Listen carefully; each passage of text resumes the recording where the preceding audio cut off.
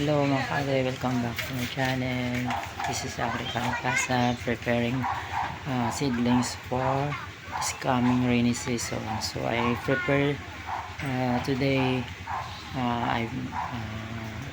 eggplant. So napitas ko yung eggplant ko doon sa kapitbahay kasi ako na nagtatanim doon. Wala na po siya. So meron akong bagong taniman, isang lot doon. Di ko lang maipakita kasi mainit, saka galing kami doon, nagpipitas kami ng mga talong.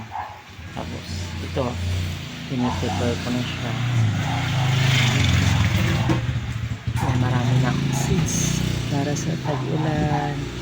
Ito po, ayan, i-prepare ko na ito, ipupunla ko na to para pagdating ng July, basta pagdating ng tag-ulan, magtanim na ako ng talong marami. So marami pong talong yan, marami yan, basta marami. So ito, tapos meron akong prepare na okra din. Itong okra na to napakalaki, sa palaking okra to, ang lagpas tao. So ito po yung mga balat na pinagtatanggalan ko ng ang laki ng talong na to, yung kulay kulay violet yung nakikita natin sa SM na nagtitinda doon ng yung naka seedlings bag na itim. Ito po yung mga magandang variety po ito. Hindi ko lang alam kung anong variety, basta maganda po. Hindi ko lang naipakita kanina ng buo pa kasi hindi ko naisip na mag vlog. So ngayon, mas ito po yung buto ng okra.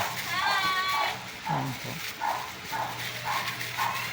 tanim ko rin yan, pero sa ngayon ipapatuyo ko lang buo muna ito para by tomorrow or sa sunod na araw may tanim na, kasi di naman din kailangan to sobrang tuyo, mamatay din. So sa sobrang init ng panahon, madali lang tumatuyo.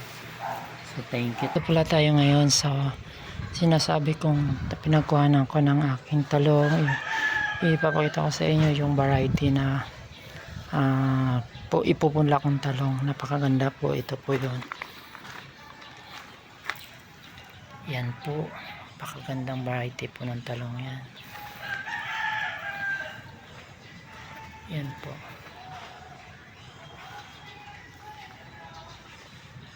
So ito, alagaan ko na po ito kasi wala na po yung may-ari. Ako na po ang bagong mag-alaga nito. So yan po, meron po itong mga ibang nakatimba, nakapaso, namatay na. So ating try na i-revive. Ito pala ang dalawang variety ng talong na i-try ko na i-revive kasi sayang naman. So i-cut natin yung kanyang mga dry leaves. Yep.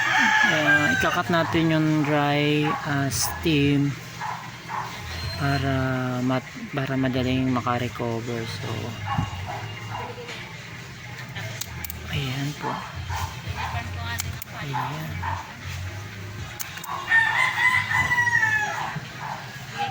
So natira yung isa, medyo dry na, pero tingnan natin kung makarecover. So ito rin tuyot na. So yan po, natubigan ko na po yung kanina, basang basa na po yung puno.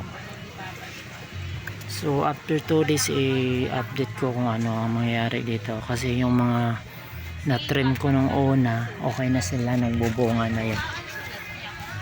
Yung mga na-trim ko nung una. So thank you. Thank you very much sa mga nag-follow sa aking mga videos, na-subscribe, sa nakiklik sa mga notification bell. Ay update ko na lang po kayo kung ano mangyari sa talong na i-revive ko. So sa ngayon, magpaalam muna ako at marami akong gagawin. Thank you very much. Bye bye.